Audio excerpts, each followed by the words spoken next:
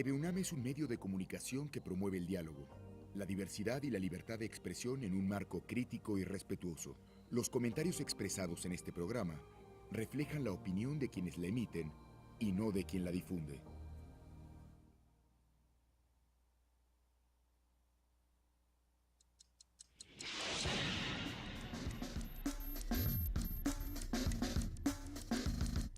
Primer movimiento. El mundo desde la universidad. En redes sociales, en Facebook como Primer Movimiento UNAM y en Twitter como PMovimiento, o escríbenos un correo a primermovimientounam@gmail.com. Hagamos comunidad. Ya son las 8 de la mañana con 4 minutos de este miércoles 25 de octubre y saludamos ahora a todos los que se integran a esta transmisión a través de TV UNAM en el canal 120, el 20 de TV Abierta o a través de www.tv.unam.mx. Querido Miguel Ángel Quemain, buenos días otra vez. Hola Luisa, buenos días, otra vez. No solo nos volvemos a encontrar, sino que ya volvió nuestra querida jefa de información, Juana Inés de ESA. ¿Cómo están? Buenos días. Saludos otra vez, querida Juana Inés. ¿Cómo estás? Bien. Bien, todo bien. Todo bien, aquí limpiando la mesa. Limpiando la mesa. Todos estos días que te fuiste, no te quiero ni contar cómo aventábamos. ¿Tiradero? No, porque todo lo aventábamos elegantemente abajo de la mesa cuando llegaba TV UNAM. Y era así de, no pasó nada. Ayer alcanzamos a doblar el pijama, Luisa. Sí lo logramos, ¿verdad? Sí logramos esconder el gorrito Sí. y bueno, muchas cosas que discutir. La primera hora, la verdad es que la pasamos con mucha controversia de la buena, hablando de leer o no leer y para qué, y quiénes leen y quiénes no leen. Y hay algunos comentarios interesantes en redes sociales por ahí y me gustaría checar quién fue. Si no me equivoco fue el Zarco. Nos dijo que, por ejemplo, Jordi Soler había publicado en el Libro Vaquero. Hablando de estas publicaciones que la gente dice, entre comillas, son muy malas o son para los que no tienen dinero para leer otra cosa mejor. O que necesitan de los monitos. Y nos escribió también a ese respecto Ricardo Peláez, ilustrador, Ricardo Peláez? También productor de monitos él mismo, que lo que dice es que Armando Bartra afirma que se acabó con esta estigmatización del Libro Vaquero, lo que se logró es que no se leyera nada. Así es. Entonces ya eso de que los mexicanos solo leemos el Libro Vaquero, pues ni siquiera, porque ya no se lee el Libro Vaquero. Entonces, bueno, hay que repensar para qué leer. Hay muchos datos que inciden sobre la idea de que no se lee de una sola forma, ni se lee una sola cosa, ni se lee para una sola cosa. Entonces, bueno, pues partamos de comunidades de lectura, partamos de la lectura como un acto social, como un acto de construcción de comunidades, de construcción de ciudadanos y bueno, pues sigamos viendo. Por ejemplo, vamos a hablar en unos momentos más sobre la Revolución Rusa, lo que implicó la lectura en la Revolución Rusa y en toda la Revolución Bolchevique, la propagación de las ideas bolcheviques, los periódicos en la Ciudad de México, todo lo que se hizo a través de la lectura y de la escritura. Pero mira, ahí se presta para otro debate. ¿Cuándo sí es obligatorio o bueno, cuándo sí es nuestra responsabilidad leer? Uno diría que nunca, pero hay veces, ¿qué pasaría si no nos enteramos a través de la lectura? En otros tiempos, cuando no había Twitter, que también es lectura, hay que decirlo, o Facebook, que también es lectura, u otros medios de comunicación, que también son lectura, de las noticias que nos importaban para hacer revoluciones, ¿no? O sea, que hacían que todos nos uniéramos para generar distintas revoluciones, no solamente la bolchevique, que es la que nos va a importar en este momento, pero y lo ¿cuántas que tiene no? que ver con la propagación de las ideas, pero bueno, lo vamos a estar platicando durante todo este espacio. Va a estar bueno, quédense con nosotros, una sorpresa desde Guanajuato hasta acá, se avecina la cabina. Primer movimiento. Hacemos comunidad.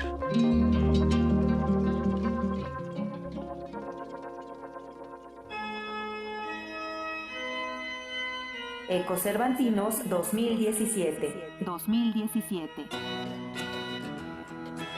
Ecocervantinos.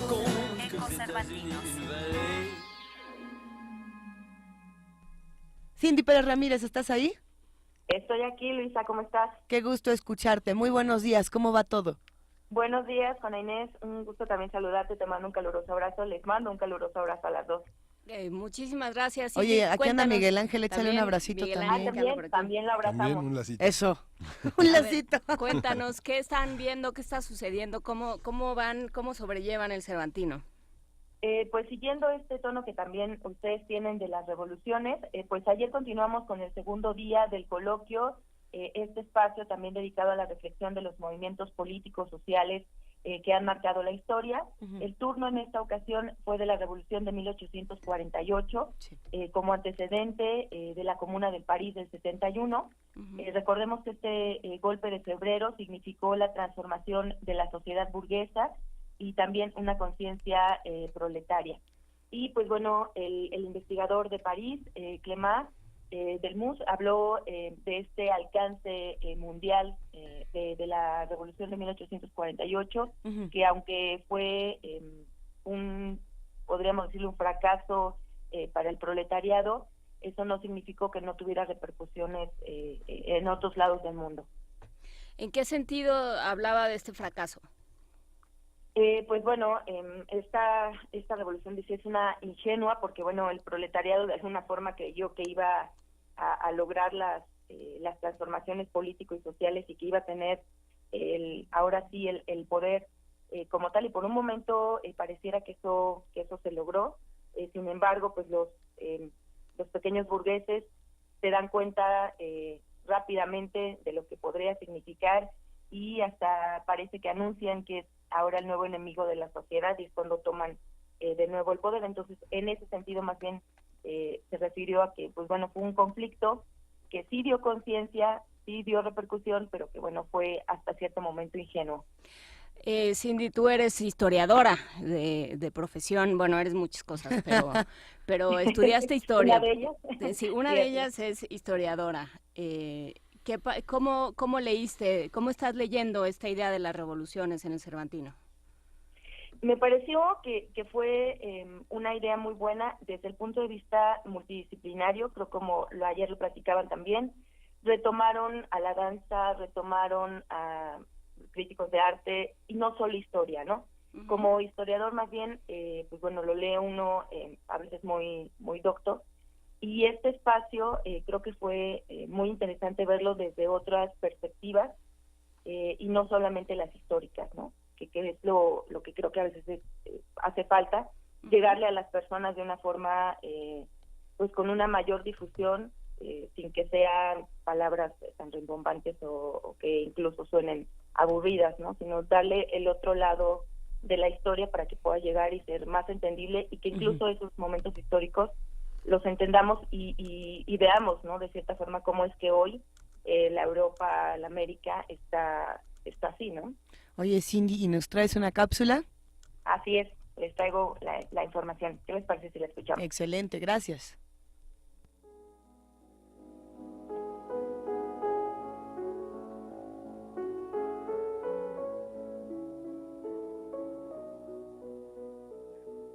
El París de los obreros, con su comuna, será eternamente ensalzado como heraldo glorioso de una nueva sociedad. Sus mártires tienen su santuario en el gran corazón de la clase obrera. Carlos Marx, La Guerra Civil en Francia.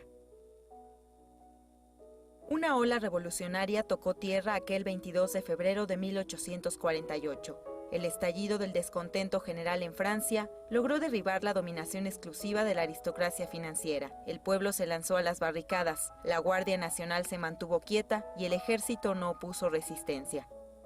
Por un momento, el proletariado de París se deleitó con lo que veía, se entregó seriamente a discusiones sobre problemas sociales y hasta encontró apoyo en los pequeños burgueses. Como dijo Contadul Hermós, profesor de historia en la Universidad de París 13, cada una de las revoluciones tiene memoria de las otras.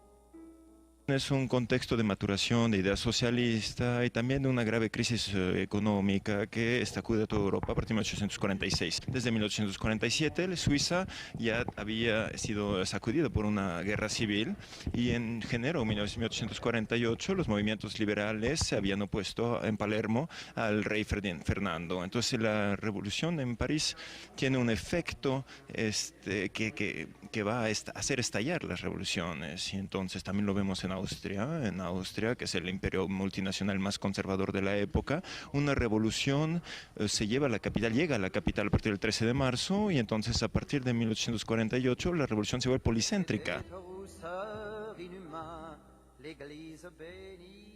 Pese a que el investigador Dullermoz fue muy claro al decir que la revolución de 1848 de París fue una ingenuidad de la infancia, esta hizo eco del espacio, sin importar tampoco que la burguesía dominara la totalidad en nombre del pueblo y que el partido proletario apareciera como apéndice del Partido Democrático. La llamarada revolucionaria se apoya en París y Viena. Muy rápidamente el movimiento llega a Prusia, que sacude a Guillermo IV y promete una constitución liberal que para el país, el segundo país más liberal de Europa. Y entonces existe una reivindicación unitaria en el espacio alemán, puesto que a finales de marzo varios representantes liberales organizan un preparlamento en Frankfurt para crear un parlamento nacional que va a ser electo en sufragio universal. No es porque no tuvo éxito que no tuvo impacto, ¿no? También la difusión, las formas de participación ciudadana, de los derechos de voto, de las milicias, también difusión de las ideas sociales, feministas, que son minoritarias, pero ya hay una exigencia de derecho de voto, ya escriben en los periódicos.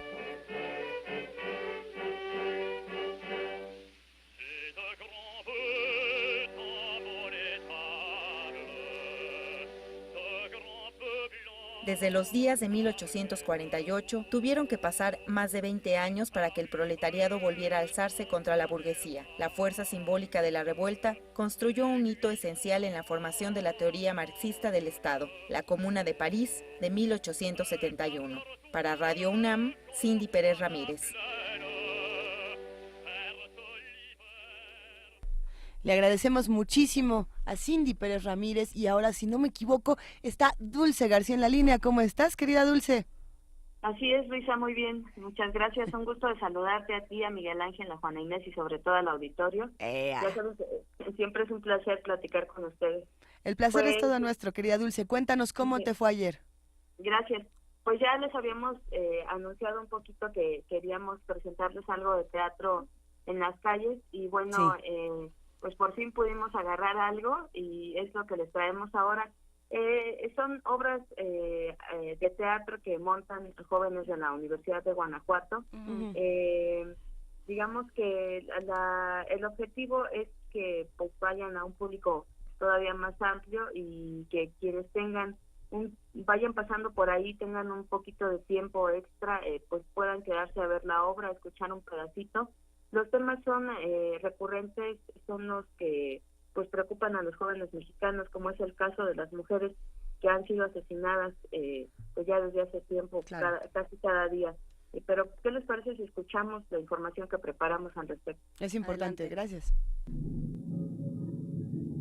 El Cervantino no repara en escenarios, museos, templos, teatros, calles. Desde luego, la Universidad de Guanajuato no es la excepción. Sus escalinatas, sitio ya emblemático en la ciudad, asemejaron un antiguo teatro griego que diera paso a la escena. Y así, como Esquilo, Sófocles y Eurípides reflejaron la postura sobre los acontecimientos sociales que repercutían en sus tiempos, en su entorno, así los universitarios expusieron su preocupación por el contexto de violencia que se está viviendo en el país. Una anciana buscaba ansiosa a su hija, con el anhelo de poder encontrarla con vida, mientras que un forense se alardeaba de mirar a la joven únicamente como un objeto más, como una muerta más. Trajeron a otra, ya sabe, la cara destrozada, las ropas desgarradas. Es difícil saber cómo eran antes, pero eso sí, bonito cuerpo. A todo se acostumbra uno, siempre llega una nueva, una más. 368, quizás 400. No pueden ser solo números. Y cuanto más en el hombre, frívolo, continuaba la indiferencia, más en la anciana, la esperanza. Tiene 16 años. Ellas se lo buscan. Andan de loquitas con los camioneros y luego salen con sus... En la morgue todavía hay muchas sin identificar. ¡Ella está! ¡Vaya preparada! Habría que conocer a la perfección cada parte de su cuerpo. Algunas madres han tenido que enterrar partes de una y partes de otra. Terminan conformándose. Se se llama esperanza. ¿Qué se preocupa? La esperanza muere el último.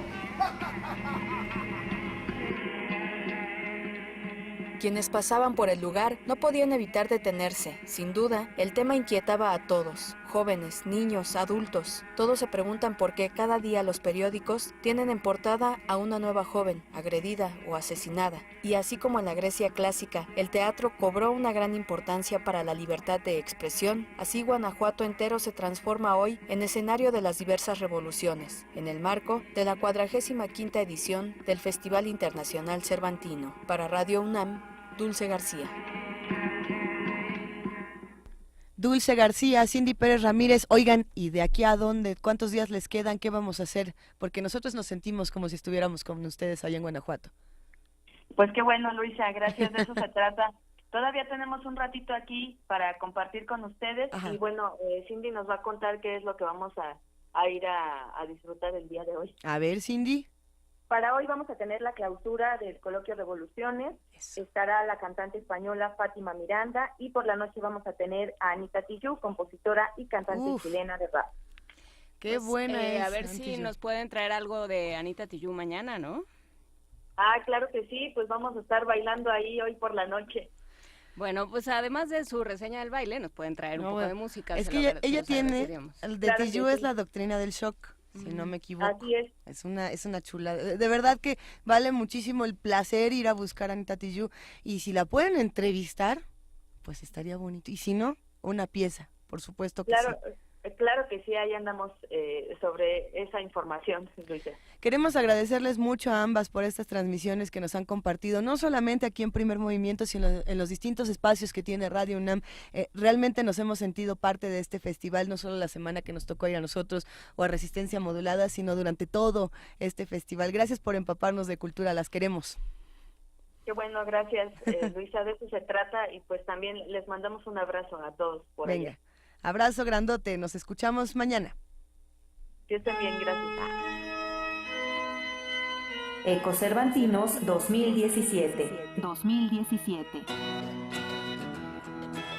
Ecocervantinos.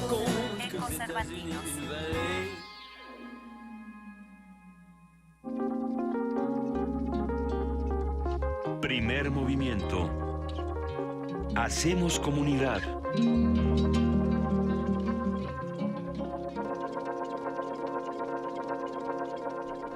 Y es que fuera del aire estábamos discutiendo de la sorpresa que tenemos para todos el día viernes. Juana Inés no estaba, entonces se viene enterando que tiene que venir disfrazada porque es una celebración especial. ¿Ya tienes tu disfraz planeado? ¿De molusco, parduzco?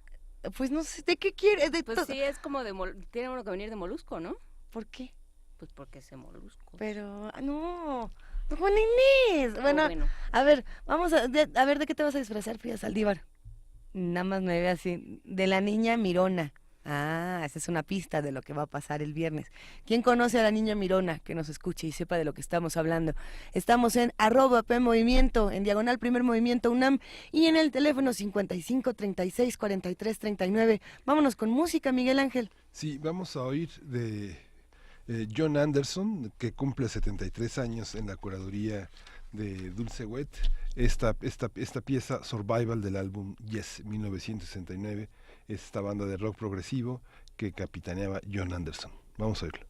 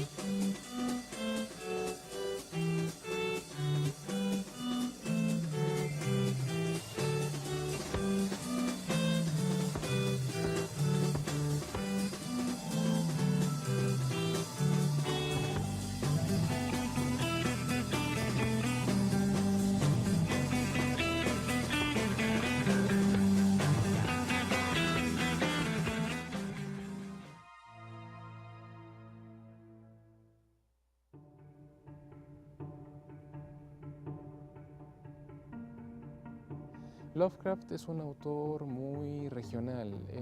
Él estaba completamente enraizado en otra época, en una región de Estados Unidos, Providence, Rhode Island, su natal Providence, la ciudad que tanto amó. A él le encantaba no solamente explorar los rincones de la ciudad, hacía caminatas durante las noches, visitaba el cementerio de la localidad. Era una persona muy enraizada en ese sitio.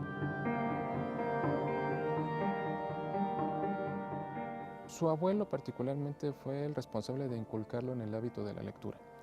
Su abuelo contaba con una biblioteca de más de 1000 ejemplares de los temas más diversos: historia, filosofía, astronomía, química, campos que a Lovecraft le encantaron desde que era un niño. Yo diría que desde pequeñito se convirtió en un lector compulsivo.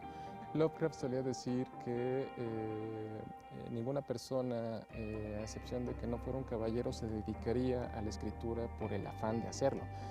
Él no aspiraba a obtener riqueza material. El hombre jamás hubiera sucumbido al artificio de la tecnología, a la vanidad de las redes sociales, al exhibicionismo de alguna manera. Era un hombre demasiado discreto, tú dices perfectamente bien, era un caballero de otro mundo. El espíritu del poeta maldito Edgar Allan Poe está presente en la narrativa de H.P. Lovecraft. De hecho, hay muchos paralelos. Edgar Allan Poe cortejó a su segunda pareja, Sarah Ellen Whitman, y le leyó poemas en los cementerios. O sea, y Lovecraft de alguna manera hizo lo mismo con Sonia Green, la que había de convertirse en su esposa. Es un autor que todavía tiene muchísimo que decirnos, aunque estamos instalados en una época donde la violencia, los horrores de la vida real parecen rebasar todo lo que conocemos. Lovecraft nos presenta un horror que podemos gozar desde la seguridad de la página impresa. Sabemos que una vez que se cierre el libro, el monstruo se queda ahí. Lovecraft se ha mantenido fresco, vigente, a partir de la obra de escritores, de cineastas, de literatos. Su imaginería está siempre presente ahí. Los jóvenes actualmente pueden mantener ese contacto con él y apreciarlo de una manera diferente. Y gracias a ellos tiene sangre nueva cada vez.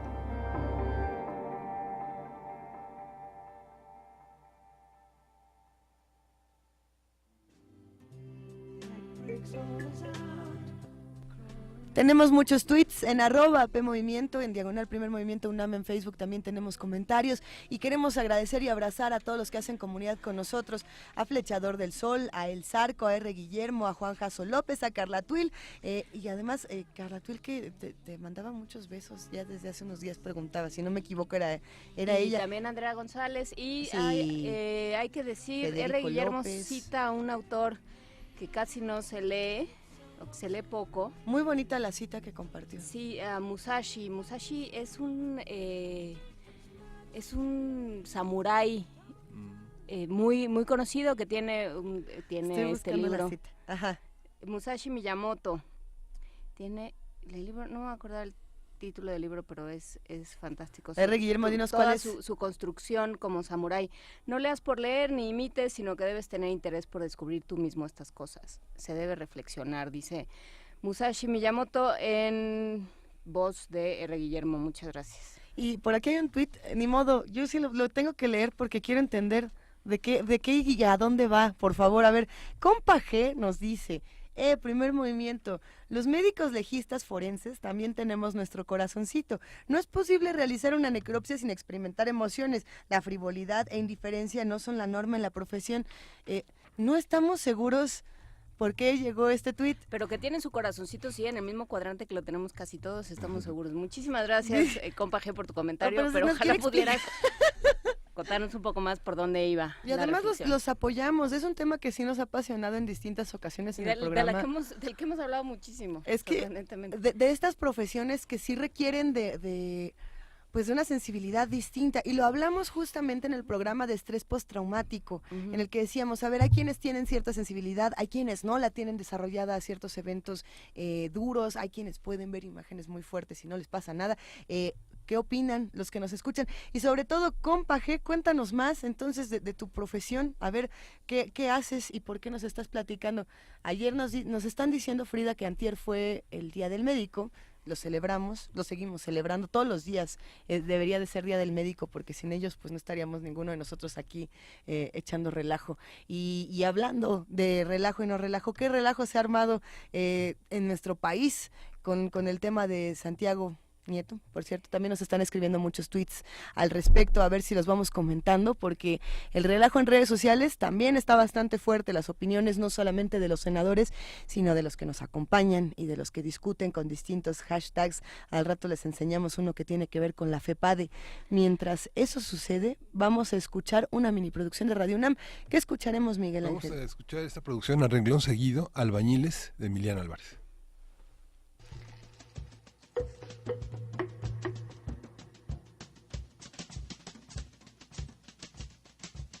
A renglón sonido.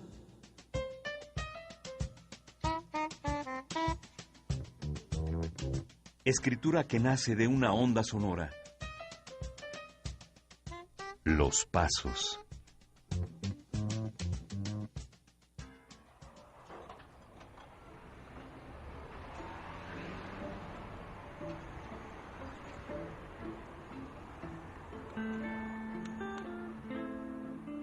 La ciudad, babélica quimera horizontal, se extiende sin pausa.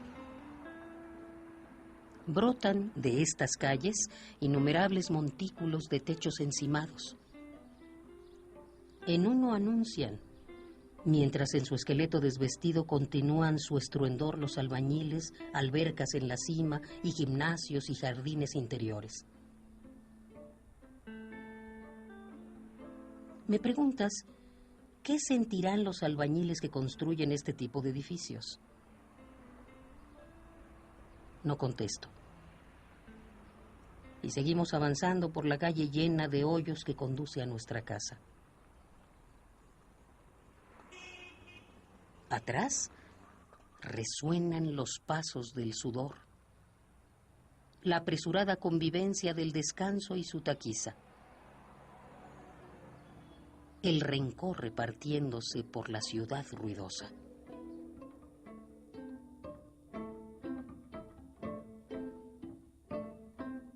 Albañiles, Emiliano Álvarez, nacido en 1987, en la Ciudad de México, becario de la Fundación para las Letras Mexicanas.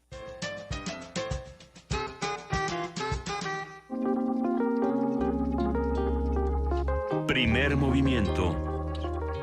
Hacemos comunidad.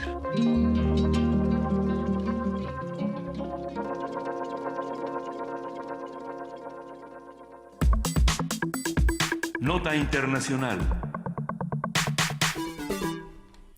La revolución bolchevique, también conocida como Revolución de Octubre, corresponde a la segunda fase de la Revolución Rusa de 1917, que inició en febrero de ese año cuando comenzaron las protestas de mujeres para reclamar la paz y que sus hijos no murieran en los frentes de la Primera Guerra Mundial. En marzo de ese año cayó la monarquía, se impuso la república y un gobierno provisional tomó el poder. En los siguientes meses, las decisiones de este gobierno provisional fueron cuestionadas por los bolcheviques hasta el 25 de octubre, cuando dio inicio la gran revolución socialista. Esa noche, Vladimir Lenin y los bolcheviques asaltaron el Palacio de Invierno de Petrogrado y capturaron así todo el gobierno provisional, que dio paso a un sistema comunista que duró hasta 1989. Al cumplirse un centenario de la Revolución de Octubre, han proliferado múltiples lecturas de este acontecimiento que marcó el siglo XX. Vamos a hacer un balance y un análisis de la Revolución bolchevique, qué hay de historia, qué hay de mito, qué ilusiones han muerto, cuáles perviven, con Ana Teresa Gutiérrez del Cid. Ella es profesora e investigadora del área de Política Internacional del Departamento de Política y Cultura de la UAM Xochimilco. Ana Teresa, buenos días. Muy buenos días, Miguel Ángel. Sí. Muy buenos días. ¿Cómo empezar también a analizar? También a Luisa y también a Juana. Buenos días, Ana Teresa. Qué Cuéntanos, gusto, Ana Teresa. como decía Miguel Ángel, cómo empezar esta conversación. Bueno, pues me parece que diciendo que es la revolución más importante, junto con la mexicana, de inicios del siglo XX. Y una revolución que barrió con el régimen capitalista y por primera vez se pudo instaurar un gobierno de trabajadores y además en aquel imperio ruso que hoy el actual régimen capitalista en Rusia, con todas las virtudes que tiene el presidente Vladimir Putin y su equipo, que han logrado reposicionar a Rusia. Sin embargo, ahora niegan que esta revolución haya sido positiva para este país y que el imperio ruso tuviera muchísimos problemas, porque ahora la versión que se da en Rusia, por lo menos oficial, no en toda la sociedad, es que el imperio ruso estaba desarrollándose muy bien, era la quinta economía de Europa, pero lo que niegan es que era para una élite, y se parece mucho a la otra gran revolución de la cual tuvimos el privilegio de ser el país, porque en el que se dio, porque también el porfiriato era pues un sistema que modernizó a México, que trajo capital extranjero, sin embargo tenía excluida a gran parte de la población. Entonces, bueno, este paralelo no es casual, se debe a que en el desarrollo que hizo el marxismo, que hizo de la teoría marxista Vladimir Ilich Lenin, en su libro El imperialismo, fase superior del capitalismo, planteaba que las revoluciones ahora, en aquel momento, se iban a dar en países en donde no había aristocracia obrera, como en Francia, en Inglaterra, como lo pensó Marx en su momento, porque él no llegó a ver esa monopolización del capital que permitió de varias partes del mundo tener recursos para dar a sus obreros una mejor posición económica debido al saqueo que realizaban por parte de las colonias. Entonces, veamos, Inglaterra tenía la India, tenía media África, Francia tenía media África también, y Estados Unidos estaba solo construyéndose. Entonces, en ese sentido, tenemos que las dos primeras revoluciones del siglo se dan en países oprimidos tanto por el régimen feudal, aquí expresado en el porfiriato y allá expresado en el zarismo, y por otra parte con la opresión del capital extranjero que invertía y pues pagaba salarios ínfimos debido al argumento que todavía hoy se da por nuestros países de que el obrero ruso y el obrero mexicano eran muy poco preparados e incapaces de equipararse a los obreros de los países desarrollados. Entonces, la Revolución Rusa representó la ruptura del zarismo que oprimía de 134 millones, había 3 millones de obreros, el resto era población campesina y unos cuantos miembros de la élite, así como en México, que tenían acceso a los países de Europa Occidental, que hablaban francés, no les gustaba hablar el ruso más que con el pueblo, y por lo tanto podemos hacer este paralelo histórico que no es casual, según el gran pensador y estratega de la Revolución Rusa, Vladimir Ilich Lenin. ¿Y qué fue lo que sucedió después, haciendo un balance de los primeros años de la Revolución? Bueno, tuvo muchos errores, desde luego, esto lo señalan muy bien los trotskistas, hubo represión. Sin embargo, veamos la otra parte también, de aquel pueblo enajenado por el alcohol, por el fanatismo de la que propiciaba la ignorancia, acordémonos de Rasputín y sus hechicerías, vemos cómo surge una nación poco a poco y en muy pocos años. Estamos hablando del fin de 1917 a 1939, en septiembre, cuando estalla la Segunda Guerra Mundial.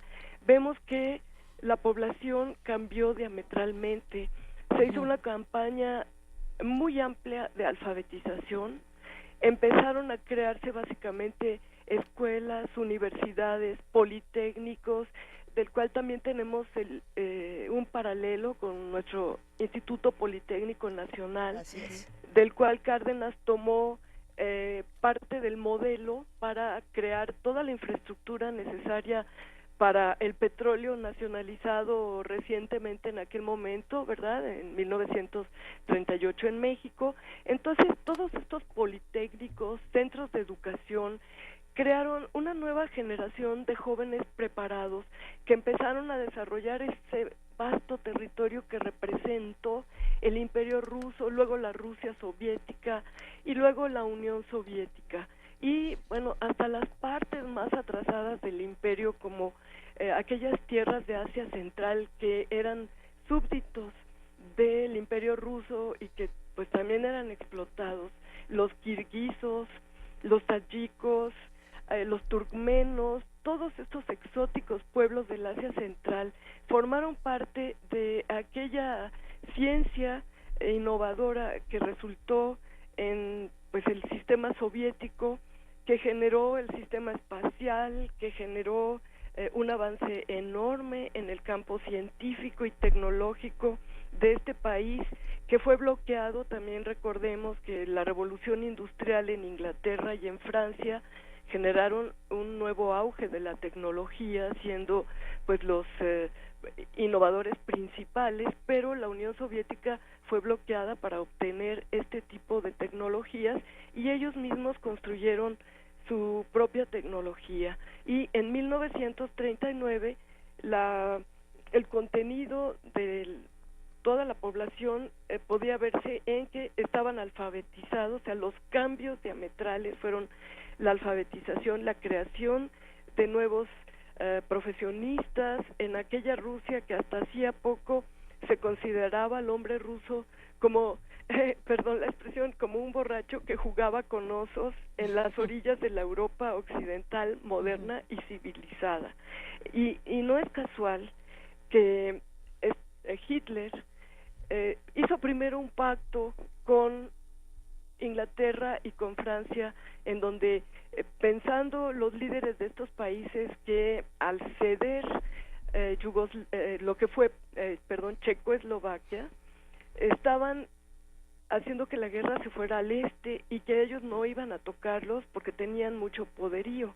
En realidad Hitler sabía que el verdadero enemigo estaba en el este y era la Unión Soviética. Y después de este pacto de Múnich hicieron el pacto con Stalin, que después de la búsqueda de aliados en Occidente temían más al fantasma del comunismo que a las hordas hitlerianas, y por lo tanto Stalin y Hitler hicieron el pacto Ribbentrop-Molotov, que le dio a la Unión Soviética todavía de agosto de 1939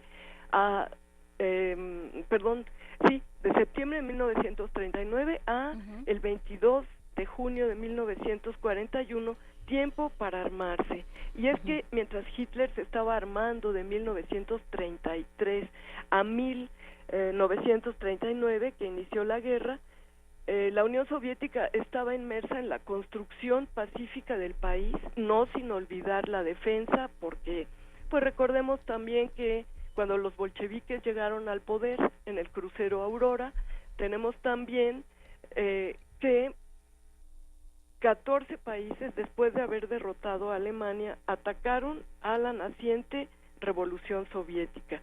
Y esta, a diferencia del papel del Imperio Ruso en la Primera Guerra Mundial, en donde murieron millones de campesinos sin ningún provecho, esta agresión de 14 países fue rechazada y se constituyó finalmente en 1924 la Unión Soviética. Entonces, yo creo que además de hacer el balance que hacen los trotskistas y la derecha internacional, de que fue un régimen sumamente opresivo, de que exportó su modelo opresivo a otros países del mundo, tenemos también que hubo un desarrollo muy importante y que Rusia no sería hoy si, como es, con una modernidad en términos militares, con un ejército muy bien preparado, con armas de primera generación, y es una potencia energética también, si no hubiera sido por la Unión Soviética. Pero además, yo creo que el significado internacional de esta revolución es el hecho de que una vez que la Unión Soviética venció a Hitler y después de la capitulación de Alemania, de que Estados Unidos intentó denostar y limitar esta victoria con las bombas atómicas de Hiroshima y Nagasaki, que ya no era necesario pues tirar estas bombas porque Japón ya había capitulado y le tocaba a la Unión Soviética por posición geográfica pactar ya la capitulación incondicional de Japón. Sin embargo, estas bombas fueron un aviso a Stalin de que no quisiera seguir exportando la revolución. Pero si recordamos, en aquel momento en el mundo todavía existía el sistema de dominación colonial inaugurado por Inglaterra y Francia después de la Revolución Industrial. Entonces, gracias a esta victoria sobre el fascismo alemán y el debilitamiento de Inglaterra, Francia, tenemos que la India se liberó en 1947 como un movimiento de liberación nacional con respecto al Reino Unido. China llevó a cabo su revolución con Mao Zedong y con su propia visión del marxismo-leninismo en su época, y esta fue también una gran revolución que liberó a pueblos enteros en China de esta opresión colonial que vivían. Y veamos dónde está hoy la India, es un país del grupo BRICS, y bueno, qué decir de China, que es casi la potencia económica más importante, si no per cápita, sí a nivel global por su comercio y su producción industrial. Hoy China es la fábrica del mundo. Entonces, si vemos el año 1960, también hubo una serie de liberaciones en África, fue llamado el año de África, cuando sobre todo el primer país que se libera, el Congo belga, tiene un presidente por primera vez nativo de África, que fue el presidente Patricio Lumumba, asesinado posteriormente por las fuerzas occidentales por el colonialismo belga. Entonces, la repercusión que tiene esta revolución es enorme, tiene una trascendencia muy grande. Incluso si lo llevamos a América Latina, vemos que nuestra revolución mexicana incluso propició actos como la carta de Emiliano Zapata sobre la revolución rusa, ¿no? Entonces, vemos que esta revolución irradió su impacto liberador hacia muchos países, y si bien pues vemos que no pudo sostenerse y que finalmente la conclusión fue regresar al capitalismo, también es cierto que irradió muchísimos actos liberadores alrededor del mundo. Sí, pero creo que esto que apuntas, Ana Teresa, es muy importante, ¿no? O sea, después de que fue el centro de estas ondas concéntricas, ¿no? O sea, fue el primer lugar donde cayó la piedra y no solo hubo este levantamiento armado, sino que estuvo acompañado de un cambio ideológico y de una revolución ideológica brutal que permeó a todo el mundo. Es curioso que haya dado esta vuelta, que inclusive la misma Rusia, creo que se podría discutir, ha tenido también estos comportamientos colonialistas hasta cierto punto, ¿no? O sea, la idea de la Unión Soviética, la caída de la Unión Soviética después, también tienen esta otra parte que rechina, digamos, que parece que no está del todo acorde con las ideas de la revolución. Sí, es que también creo yo que se ha gastado mucha tinta y papel en criticar a la revolución rusa por sus aspectos negativos, pero probablemente asediada por todo el entorno internacional. Recordemos que desde el inicio de la revolución, Winston Churchill decía: hay que ahogar al bolchevismo en su cuna, y por eso unió junto con Estados Unidos a 14 países para aplastar a la revolución, y sin embargo esta sobrevivió gracias a las políticas que tenía el Estado soviético y a los campesinos que creían en la revolución, que sabían que peor no podían vivir comparado con lo que vivieron en el zarismo, ¿no? Recordemos que la tierra se las vendió el zar Alejandro II y los encadenó, si ya estaban encadenados a la tierra, los encadenó hasta 1917, porque ya el primer decreto del gobierno soviético fue anunciar la paz y el segundo, abolir esta esclavitud de las deudas sobre la tierra.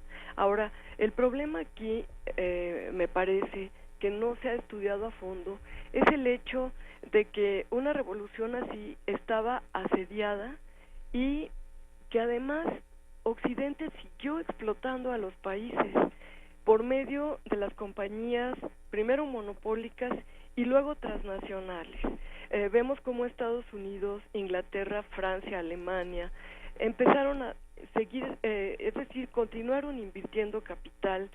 Estados Unidos se fortaleció porque tenía el capital de todos los países de América Latina y esto le permitió tener una carrera armamentista muy importante sin sacrificar a su población. Sin embargo, la Unión Soviética, por ideología, no invertía capital en otros países para obtener grandes ganancias. Bueno, sé que acá hay una gran polémica, sobre todo con los europeos del este que dicen que los explotaba la Unión Soviética. Sin embargo, yendo a los análisis económicos, que son los que pues dan el dato duro, la Unión Soviética no solo no invertía capital en estos países para obtener ganancias como hacen aquí las automotrices, donde pagan bajos salarios debido a que el gobierno así lo permite, ni siquiera hacen caso cuando Trudeau les dice que hay que pagar más dinero a los obreros mexicanos. Tenemos que allá lo que hacía el gobierno soviético era darles el petróleo a 5 veces más barato de lo que valía en el mercado mundial. A la misma Cuba, cuando estalló la Revolución Cubana y Castro se orientó hacia la Unión Soviética, literalmente la mantenían. Por eso Cuba no hizo nada para desarrollar su propia industria, solamente se dedicaron a la zafra, pero no tenían nada propio. Entonces, hasta los mismos libros cubanos se hacían en la Unión Soviética en español. Por lo tanto, tenemos que cuando cae la revolución rusa, es decir, el régimen soviético, Cuba queda en un periodo especial terrible hasta que empieza a diversificar su economía, ¿no? Entonces yo creo que ese es un problema de comparar a un régimen que no tenía entradas externas ni explotaba a otras naciones y que sí imponía un yugo, eso es cierto, no se puede negar, tal vez equivocado en gran medida porque lo único que logró era mantener, como ellos decían, a los hermanos de Europa Oriental y solamente había odio porque había tropas soviéticas en estos países. Pero pues también hay tropas en Alemania. Alemania sigue siendo un país ocupado por la OTAN. Hay muchos países que ahora tienen, Polonia es un enclave totalmente de la OTAN. Entonces, pues realmente, ¿por qué fracasó el modelo? Bueno, en gran medida por esta situación. No había la capacidad económica que tiene un Estados Unidos. Sabemos que las transnacionales estadounidenses están en todo el mundo y de qué manera hacen por ejemplo, los tenis Nike, explotando la fuerza de trabajo infantil con el consenso, desde luego, de los gobiernos de sus países, ¿no? Entonces, esto yo creo que hay que tomarlo en cuenta también para balancear la caída de la Unión Soviética. Reagan obligó a gastar muchísimo dinero en esto del escudo antimisil. Ahora, si vamos a la segunda parte, yo creo que Adolfo Gili, que es un gran académico, como sabemos, un gran académico marxista trotskista, él plantea que se creó la burocracia estatal, el yugo de la burocracia estatal, y tiene toda la razón también, ¿no? Con el tiempo, como lo había predicho Bakunin, y por eso fue su pelea con Marx, la burocracia se iba a separar de la población e iba a tener sus propios intereses, y eso sí, si somos críticos de un sistema no podemos negarlo, ¿no? La burocracia estatal, pero no creo que con Stalin, sino posteriormente, a partir de Khrushchev, empezó a separarse de la población, empezó a tener ciertos privilegios, y esto fue lo que creo entonces esta desilusión en los obreros y en los ciudadanos soviéticos que veían este yugo de la burocracia y por lo tanto pensaban también que acabando con ese yugo iban a tener pues un sistema más libre. Y bueno, haciendo un recuento, tuve la oportunidad de estar en San Petersburgo en un congreso a inicios de octubre, congreso que fue Rusia e Iberoamérica en el mundo globalizante, historia y perspectivas.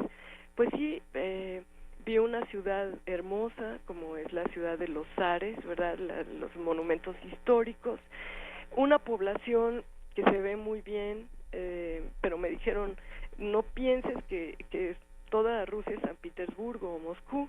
Sabemos que los enclaves capitalistas, pues sí, la Ciudad de México no es igual a los pueblos de Guerrero, ¿no? Entonces, en ese sentido, pues bueno, hoy tienen las marcas, tienen la inversión extranjera, tienen apertura hacia el exterior, pero si vemos, el hostigamiento no ha cesado, ha cesado con respecto de Occidente a Rusia, ¿no? Sí, pero ¿qué hacemos también o sea, Rusia, lo hemos hablado aquí muchas veces, tiene vocación imperialista y tiene una vocación también de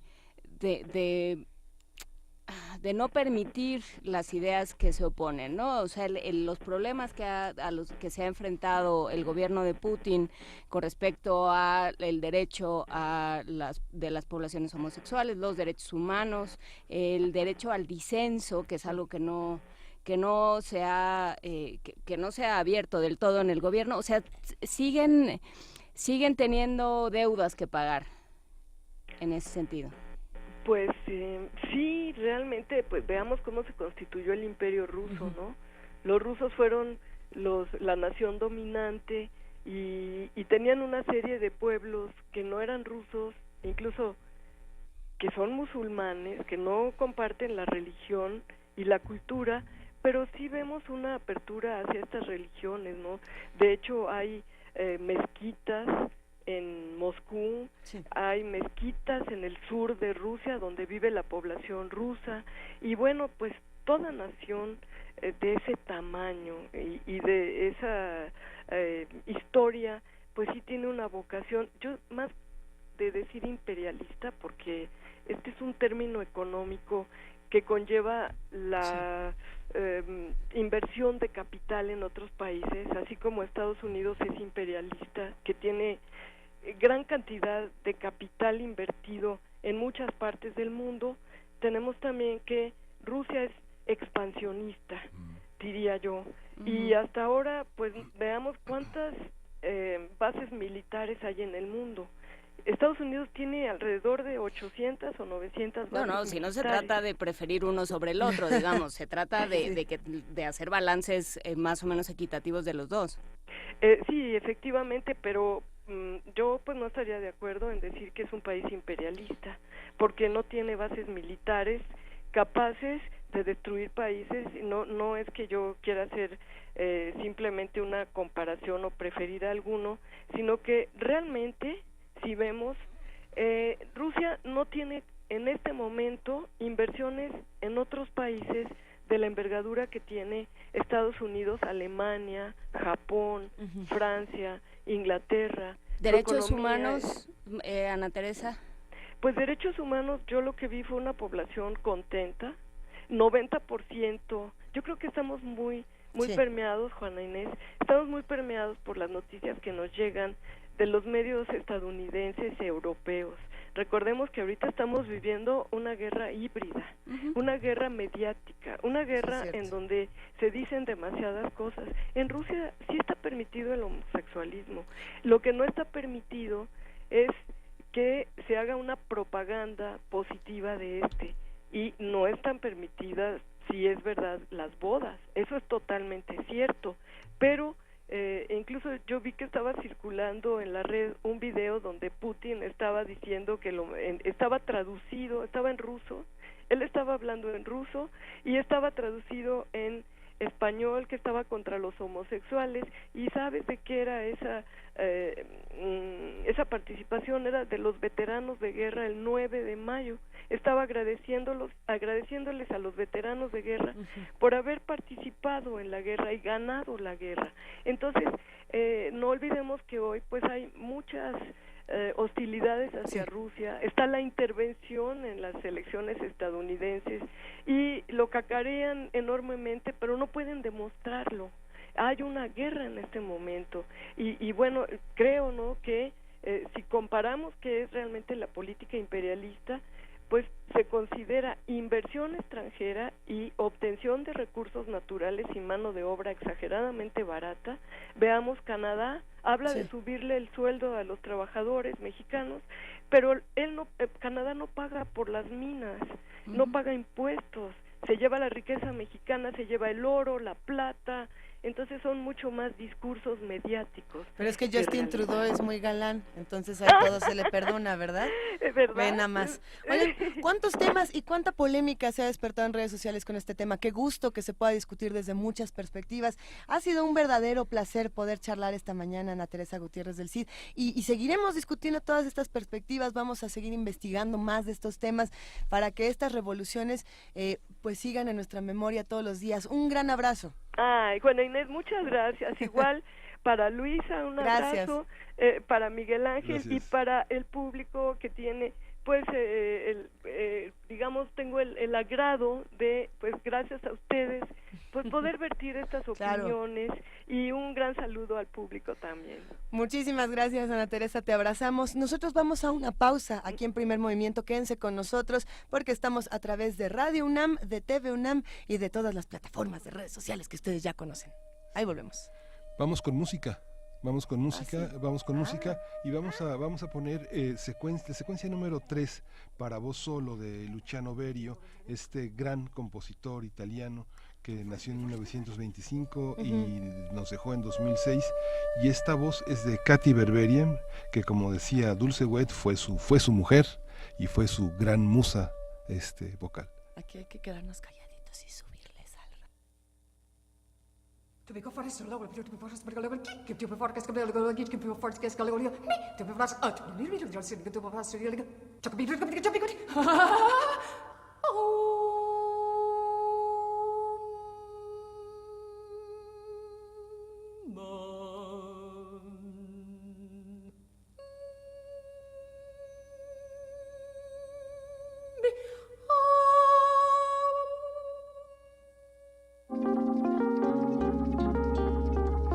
Primer movimiento. Hacemos comunidad.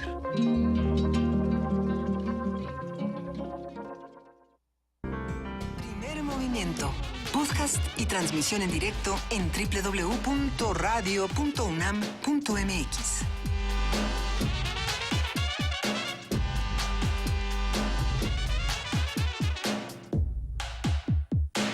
Y ya son las 9 de la mañana, casi con 4 minutos de este miércoles 25 de octubre. Venimos regresando a esta tercera hora de Primer Movimiento a través de Radio UNAM, de TV UNAM y de nuestras distintas plataformas digitales, como puede ser Facebook Live en TV UNAM, que lo encuentran. Bueno, estamos aquí, Miguel Ángel Quemain. Buenos días, Miguel Ángel, otra vez. Hola, Luisa, buenos días siempre.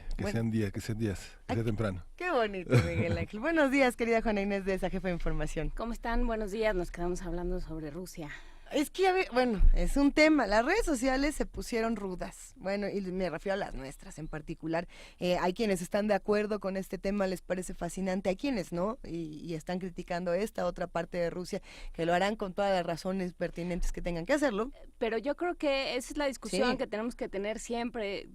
una vez tras otra, ¿no? ¿Qué hacemos con el disenso? ¿Qué hacemos con el disenso como Estado, desde el gobierno, desde las instituciones y desde los seres humanos? Lo cierto es que siempre es un gusto poder escuchar todas las posturas y poderlas discutir de una manera ordenada y respetuosa. Lo digo por los que están aquí tuiteando con todo el gusto, compartiéndonos sus opiniones. Así como nos da tanto gusto escuchar las opiniones de la doctora Ana Teresa Gutiérrez del CID, también nos da mucho gusto leer las suyas. Hagámoslo de una manera respetuosa, compartamos lo que pensamos sin desacreditar de inmediato y destruir las emociones de todos los que están del otro lado, ¿no? Sí.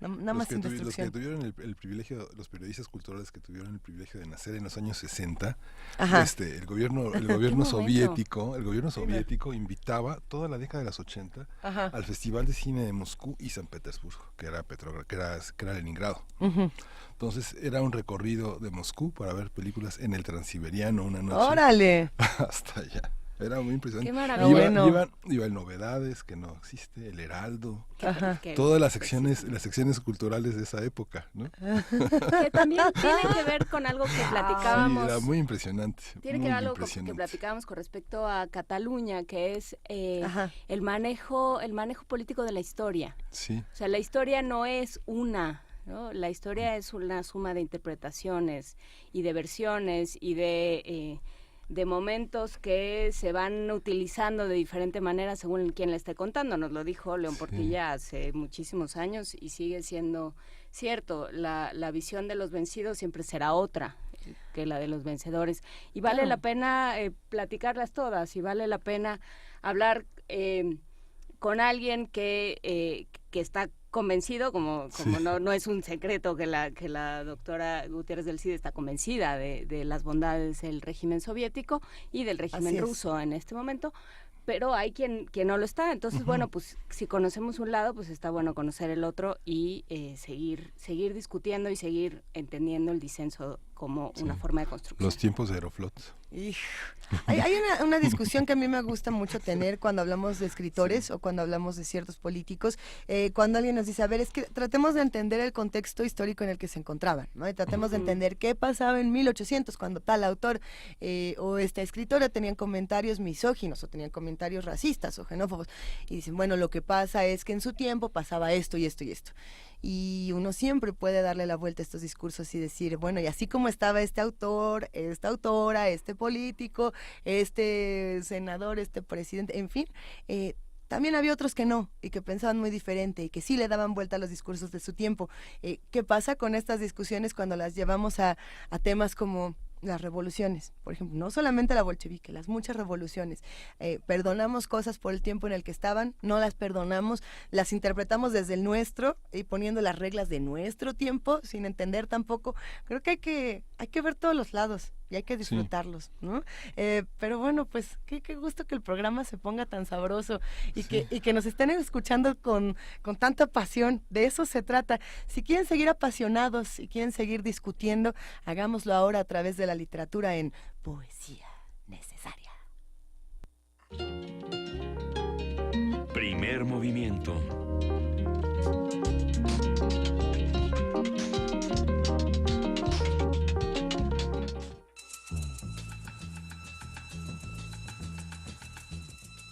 Es hora de Poesía Necesaria.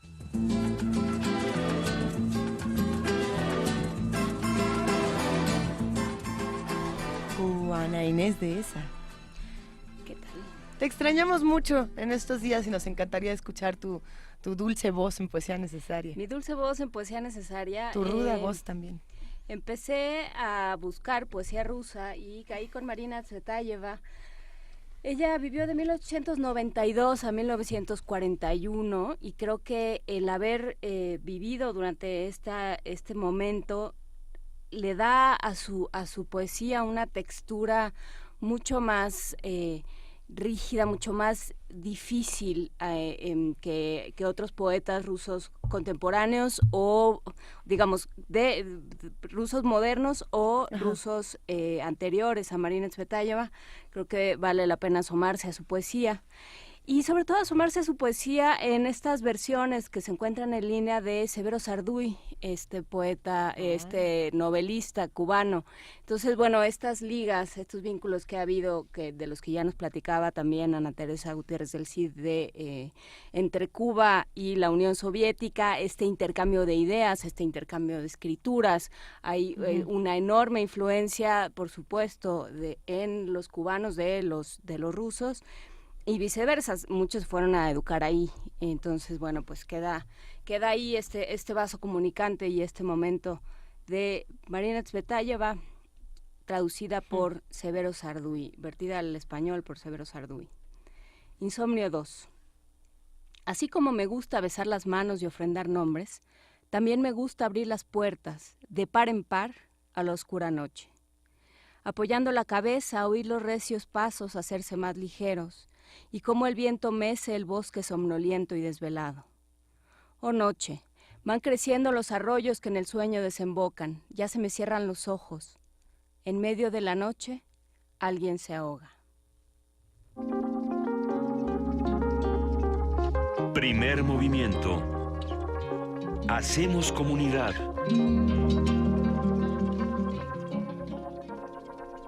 Bueno, Inés, que si podemos por favor repetir los datos de esta maravilla que nos acabas de compartir, que de inmediato en redes dijeron, ¿de quién? ¿De qué? ¿Cómo? Insomnio 2 de Marina Tsvetaeva.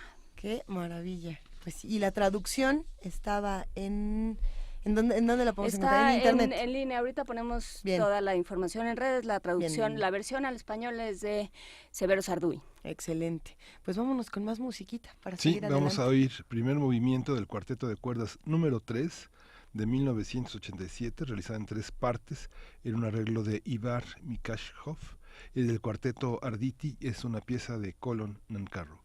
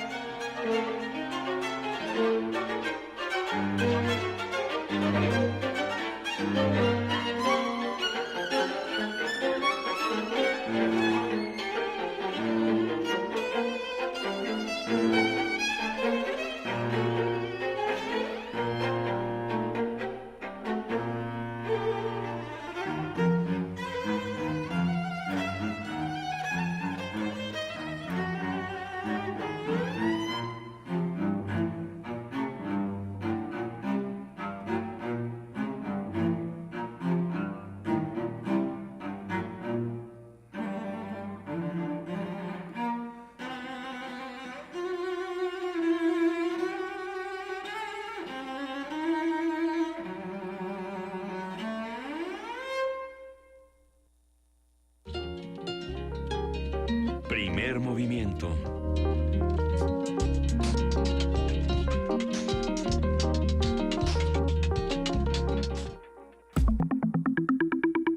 La mesa del día. Esta semana la Asamblea Legislativa de la Ciudad de México podría definir a la persona que ocupará la presidencia de la Comisión de Derechos Humanos de la entidad. Ayer, 40 organizaciones y 35 personas en lo particular señalaron que 7 de los 12 aspirantes carecen de conocimientos y experiencia en materia de derechos humanos e incluso algunos son funcionarios públicos.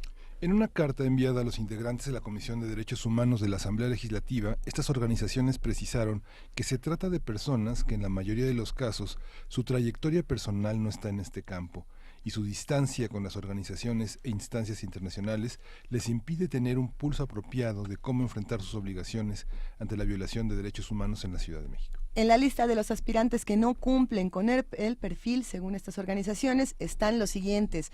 Ponga usted atención porque estos nombres son relevantes. Alfredo Rojas Díaz Durán, ¿o no lo son? Bueno, a ver, ahorita lo discutimos. Armando Hernández Cruz, Daniel Balboa Verduzco, Juan Armando Ruiz Hernández, María Olga Noriega Sáenz, Mucio Hernández Guerrero y la actual titular de la Comisión de Derechos Humanos, que si usted no la recuerda, es Perla Gómez Gallardo.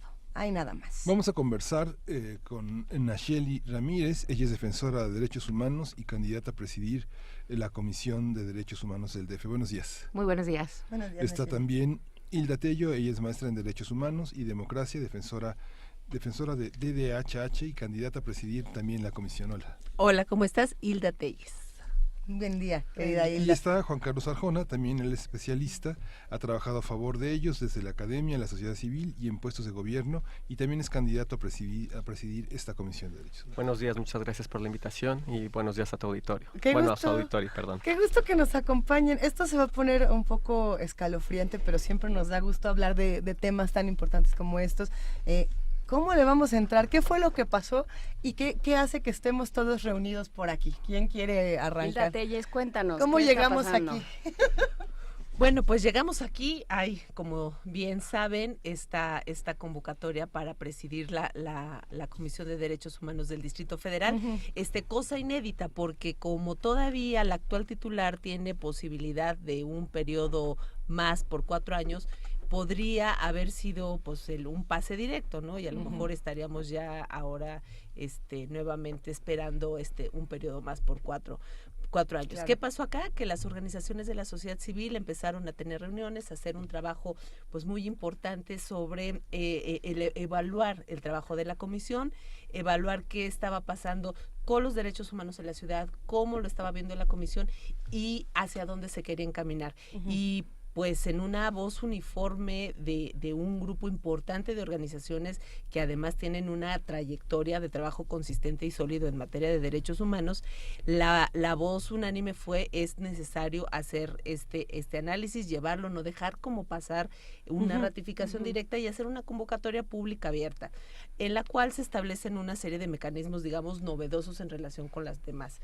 que era, por ejemplo, hacer la petición a cada candidato y candidata de que presentara su declaración patrimonial, de intereses y Ujú. fiscal, cosa que ahí vemos por ahí quienes reservaron esa información. Entonces eso es muy cuidadoso. Segundo punto, el que existiera un comité observador ciudadano, un grupo de organizaciones que pudiera estar también pues un poco vigilante de este proceso. Entonces, en esos términos hay una polarización ahora sobre todo por la idoneidad del perfil. O sea, sí se está buscando de pronto que no sea un perfil pues que surge de la nada, sino que en este perfil de la persona que vaya a presidir la comisión sea respaldada pues por los años de su trabajo, por la capacitación, por los resultados obtenidos, la institucionalidad, en fin, Ujú. bueno, un montón de cosas que garanticen una comisión autónoma y ciudadana. A ver, ¿qué hace la Defensoría de Derechos Humanos del Distrito Federal? O sea, ¿por qué nos importa? Nos importa por muchas cosas que tienen que ver unas con la Defensoría del Distrito Federal y otras son por principio, digamos, porque ya estuvo bueno. Pero ¿por qué nos interesa en lo particular, Juan Carlos? Bueno, primero porque es el contacto que desde las instituciones se ha creado históricamente, ¿no? Este tipo de instituciones lleva ya más de 3 décadas Claro. en México, pero en otro tipo de países también data de mucho más tiempo, y es el contacto desde la institucionalidad para decirle al gobierno, ¿no? Esto está mal, ¿no? O sea, no es una herramienta del propio gobierno, no es un área dentro del propio gobierno de derechos humanos que se dedica a decir qué cosas están haciendo de política pública o defenderse frente a ataques con un discurso de derechos humanos, ¿no? Esas áreas también se han creado en el gobierno, ¿no? Justamente para tener diálogo con las comisiones públicas, con las víctimas, pero desde otra lógica. Estas áreas son para atender a las víctimas, para atender a la ciudadanía en general y decir, a ver, vengan ustedes con nosotros, porque sabemos que ustedes, si fueran solitos frente al gobierno, tienen un montón de complejidades para poder reclamar sus derechos. Entonces, estamos poniendo a los recursos públicos y a las instituciones con gente de defensa para que justamente les puedan defender. Entonces, ese es un primer punto fundamental, ¿no? Que puede atender a las víctimas. Que logra transformaciones. Las comisiones públicas de derechos humanos, justo por su dinámica, por la forma en que se constituyen y se crean, pueden introducir debates de derechos humanos que quizás desde otros ámbitos es mucho más complicado, ¿no? Entonces, por eso es que comisiones públicas como la de la Ciudad de México, pues cuando tenía que entrarle a temas sobre igualdad de género, ¿no? Sobre temas de si la interrupción legal del embarazo, si la protección del medio ambiente, lo puede hacer más allá de lo que en ese momento pudiera o no estar regulado, porque su labor es de promoción, decirles, eso que está incorrecto, hay que cambiarlo. Entonces, ese es otro punto. Y otro tercer punto para resaltar en esta primera intervención sería que pueden aproximarse de manera estructural a los temas. Las comisiones públicas, al recibir un cúmulo de quejas, de demandas, tiene la posibilidad de decir, pareciera que si yo voy resolviendo caso por caso, será difícil resolver un problema, pero tengo todo el panorama de todo lo que está sucediendo, por lo tanto puedo aproximarse bajo esa mecánica hacia el gobierno. Tan es así que la comisión, por ejemplo, encabezada por Emilio Álvarez y Casa, en la que estuvo también presente Hilda, ¿no? Como parte del equipo, promovieron la creación de un diagnóstico de derechos humanos de la Ciudad de México y luego el primer programa, ¿no? Porque ese tipo es de una aproximación estructural. A ver, pero entonces sirve para acotar al gobierno y entonces ¿por qué lo eligen? ¿Por qué se elige desde el Senado? Bueno, en el Senado, en el caso de la Comisión Nacional, en la Asamblea Legislativa, en nuestro caso de la Comisión, digamos, en la Ciudad de México. Básicamente, lo que tiende en términos teóricos es un equilibrio de poderes, o sea, no podría ser una elección del Ejecutivo, tiene que ser una elección del Legislativo donde están las voces, en teoría, de todos, ¿no? Y en esa lógica, pues sí hay un fundamento y es, desde mi punto de vista, correcto que sea de parte del Legislativo. ¿Qué es lo que pasa? Pues estamos construyendo otra manera igual de ver a lo legislativo. Creo que lo que ha venido pasando las últimas semanas en lo que implica exactamente el juego de puntos de vista diferentes, de correlación de fuerzas, se está viviendo, creo que en el último mes y medio, como no lo habíamos visto en mucho tiempo, ¿no? Y es por eso importante. Yo creo que aquí es cómo juegan y teóricamente cómo deberían de jugar este nivel de gobierno para la elección de sus ombudspersons. Hay un desafío nuevo en la ciudad que no enfrentó Perla Gómez en su momento, que es cierta militarización frente a la presencia del narco que se había negado, por ejemplo el caso de Tláhuac, la nueva constitución y un tema también que tiene que ver en las fronteras entre la delincuencia, la protección, la seguridad, que es también un nuevo escenario, y el sismo, que genera una enorme impunidad y una invisibilización de sectores que estuvieron en 55 campamentos, que ahora van a estar fuera. Hay una limpieza y no hay una resignificación y una política frente a lo que pasa en la ciudad, ¿no? En términos de movilidad, de vivienda. Fíjate que de lo último que estás planteando estamos hablando como una suerte de desplazamiento interno, ¿no? En la parte de las reubicaciones. Y eso yo creo, y en eso coincidimos los tres, estamos frente a un gran reto que está marcado desde la nueva Constitución y tiene que ver con cómo le damos significado y hacemos concreciones alrededor del derecho a la ciudad.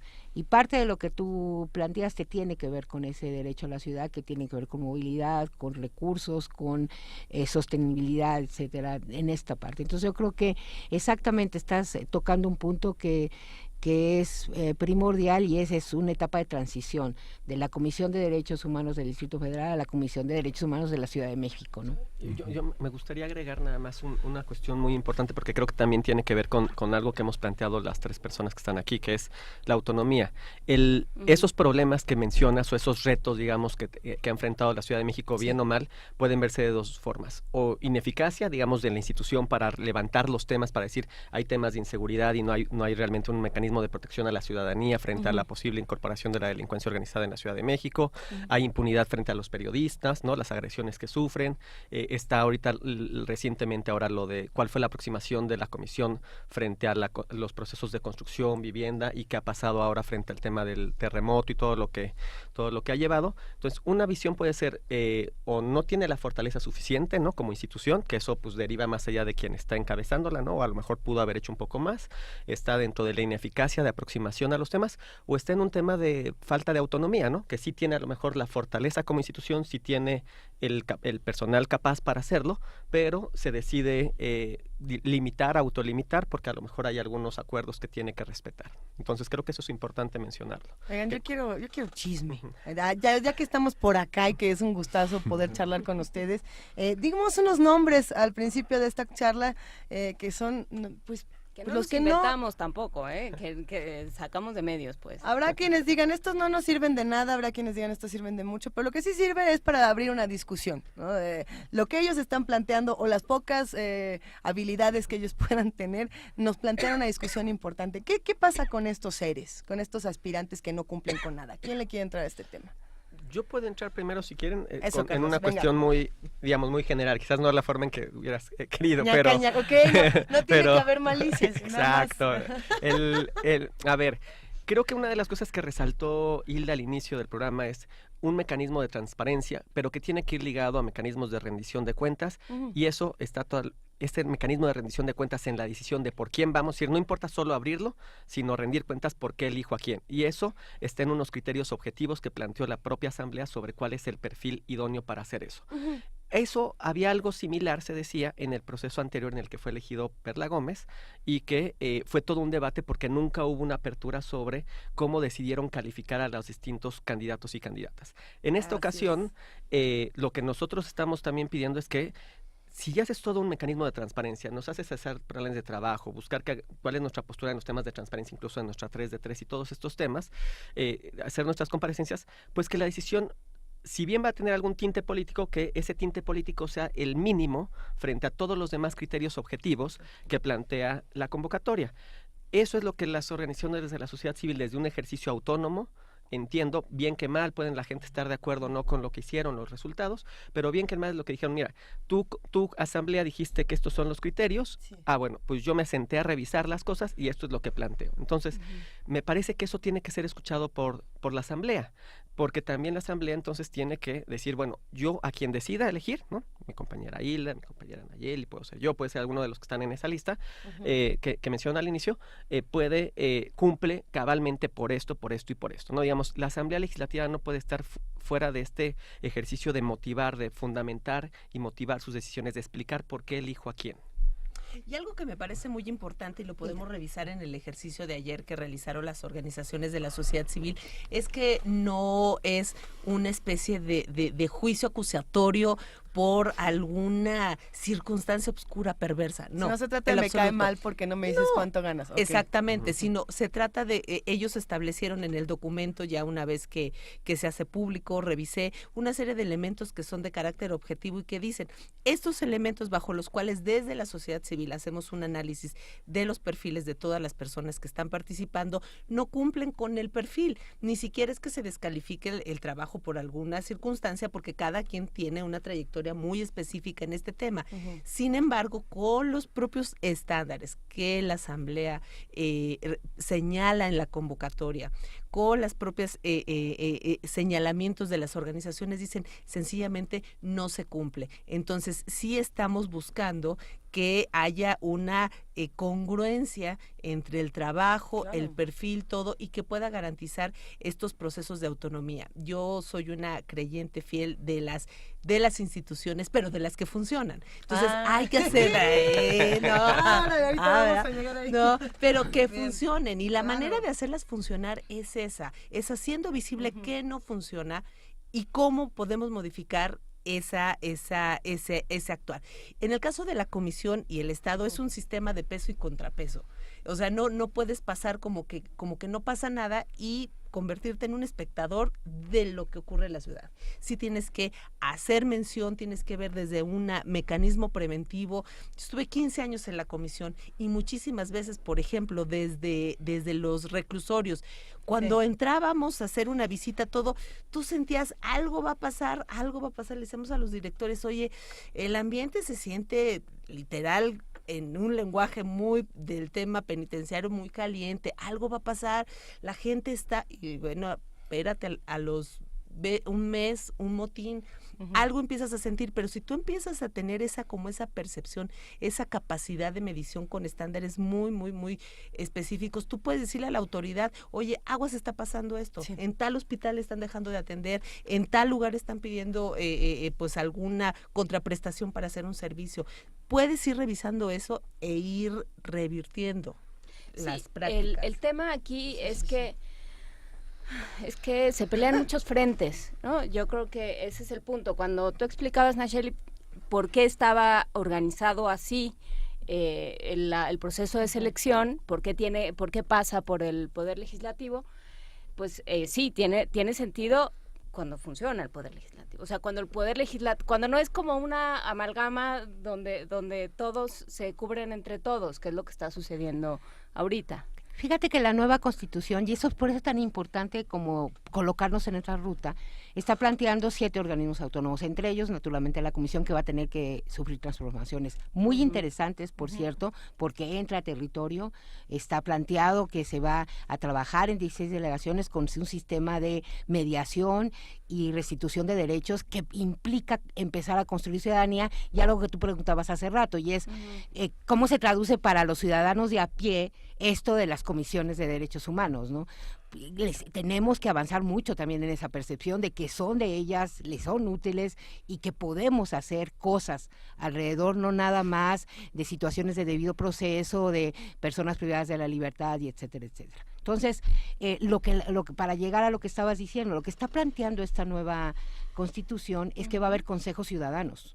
Entonces, el Consejo Ciudadano va a ser exactamente como en una suerte de vamos a ir caminando juntos con el legislativo para poder, digamos, concretar lo que estás diciendo. Porque además te voy a decir una cosa. A mí me preocupa mucho esta parte de quién cuida quién monitorea a los jueces. O sea, ¿quién vigila al vigilante? En este caso, estas debilidades que aún tenemos implican que la comisión también tiene que ser sujeta a transparencia, a auditorías y a rendición de cuentas abiertas, ¿no? Y eso es, digamos, parte de lo importante de la ruta, ¿no? Que también posibilita eso, no nada más para los otros, es también para el interior de la propia institución, ¿no? Y las instituciones. Hay un aspecto que se ha criticado, digamos, no está aquí Perla Gómez, y esto no es una campaña en favor de un candidato a la comisión. ¿Vas a defender a Perla Gómez? No, lo que sucede es que es hay una parte que fue muy interesante en este desempeño que ha sido tan criticado, porque finalmente desde su primer informe por las protestas de organizaciones de jóvenes fue tenido que hacer a puertas cerradas. La incapacidad de trabajar en equipo, de 11 millones de pesos en liquidaciones, de correr a todos y no poder trabajar con la gente que había estado ya que tenía una trayectoria, y el constante giro de puestos, digamos, por default es transparente el ejercicio económico, fiscal, 40 millones erogado en pura rotación de puestos. Esta parte de defender a la víctima discretamente y no, como ya calificado, a las organizaciones de escandalosas que gritonean con mantas afuera de las instituciones, ¿qué piensan de esta parte? Esta dificultad de elegir una persona idónea, ¿tiene que ser una persona con doctorado? ¿Qué dificultades tienen hoy cada quien para trabajar de cerca toda la problemática de los crímenes de odio homosexuales, de los feminicidios, de la atención a personas que tienen VIH, que tienen que están enfermas del virus de inmunodeficiencia? ¿Cómo trabajar esta parte? Es imposible estar en todos los frentes. ¿Cómo reunir a la persona que sea capaz de dialogar con todos? Yo creo que y ahorita les paso. De entrada no es una persona, yo creo que es cómo conformas equipos. Articular. Naturalmente. La otra que marcas es una de las características principales, que es la capacidad dialogante. O sea, los problemas, es decir, son básicamente el problema cotidiano de día a día, desde quien se queda atorado 3 horas en tu carro o 3 horas en el metro, en horarios irreductibles, en una ciudad que básicamente está dejando, por ejemplo, a los niños solos, sin cuidados, con muchos problemas, ¿no? Entonces, necesitas tener una visión dialogante que permita todo lo que también estaban diciendo ya Hilda y Juan Carlos, o sea, no es los contrapesos, los pesos, cómo caminas, cómo articulas, cómo haces pedagogía, no nada más señalizaciones de lo que está mal, sino cómo vas incidiendo en políticas públicas, etcétera, etcétera. Entonces yo creo que esa es una de las capacidades esenciales. Con respecto a lo académico, el reglamento de la comisión misma plantea que no hay requisitos académicos. Y eso tiene que ver con que yo digo, claro que la academia hace y contribuye a la discusión de los derechos humanos, pero también el territorio, ¿no? Y lo que quiere es una persona básicamente que tenga calidad y altura moral para poder exactamente poner el centro a la víctima. En un momento en el que en el país se persigue y se maltrata, se asesina a los defensores de derechos humanos, porque Hilda, tú lo planteabas como si uno llega con su informe de reclusorios y el gobierno encargado te dice gracias. Esto era lo que yo necesitaba, que me dijeras que todo es una porquería, gracias, que todo es un cochinero. Pues claro que no, ¿no? Entonces se complica mucho el trabajo del defensor de derechos humanos, Juan Carlos. Claro, sí, un poco retomando también la anterior intervención. Lo que se busca ahí es que alguien que tenga un compromiso para la defensa de los derechos humanos, ¿no? Si a partir de la experiencia o a partir de sus grados académicos o la combinación de ambas hace que ese perfil de la persona sea más idóneo, bueno, pues es un plus, ¿no? Es algo más adicional a lo que necesitas, que es alguien realmente comprometido con la defensa de los derechos humanos. Pero un puesto como este también requiere habilidades de gestión, porque como bien se dice, decir, una persona no va a resolver todo, entonces tiene que ser una persona que tenga una capacidad de gestionar equipos muy grandes, pero además saber elegir con quiénes asociarse para justamente trabajar y construir esto, digamos, a cierto nivel, y cómo construir institución, que es una de las cosas que siempre se ha resaltado en todo este proceso, incluso en las entrevistas ahí con la Asamblea Legislativa, ¿no? ¿Qué ha pasado con el servicio de carrera, ¿no? ¿Para qué sirvió y demás? Bueno, porque es parte de hacer todo un proceso de gestión y construcción de equipos y profesionalizar. Entonces, un punto importante es ¿no? Alguien que esté abierto a los distintos temas. Yo he dicho, en mi transitar, pues he ido de pronto conociendo distintos temas de derechos humanos. En algunos tendré mayor especialidad, pero lo que sí puedo decir, y que seguramente lo que he escuchado también de mis compañeras aquí, de otras personas que han estado postulándose, es estamos abiertos a otras agendas que no conocemos o que incluso todavía no están en la agenda pública, pero que lo que necesitamos es escuchar que venga de la ciudadanía esas demandas y hacer los planteamientos de debates. Entonces, que alguien sepa todo es al menos en el marco de derechos humanos es quizás algo inviable, pero lo que sí es que se debe de conocer cuáles son las lógicas de los derechos humanos, los principios para qué están ahí. Eso por ese otro punto.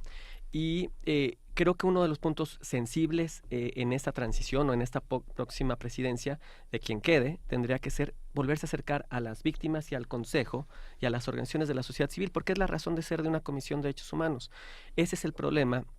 Es uno de los grandes problemas que le critican justamente a la actual presidenta, ¿no? Que justamente puso una barrera de a quienes tiene que estar escuchando día a día. Entonces, si saco una recomendación y no lo hago frente a quien me está pidiendo que saque la recomendación, es decir, quien vino y se quejó, y en realidad eso lo hago entre empresarios o lo hago con las autoridades de gobierno, pues entonces estoy dejando de escuchar a quien vino, para quién trabajo y que quiere digamos, uno de los elementos de reparación, sin ser muy teórico, es la satisfacción, es que la persona que se sintió violentada en sus derechos, cuando haya una resolución que diga, no, mira, te dijeron por un año que no, que eras mentirosa, que eso no fue, que nunca existió esa violación, pues ¿qué crees? Yo como comisión te reivindico y lo hago frente a todo el público. Estás aquí al lado mío.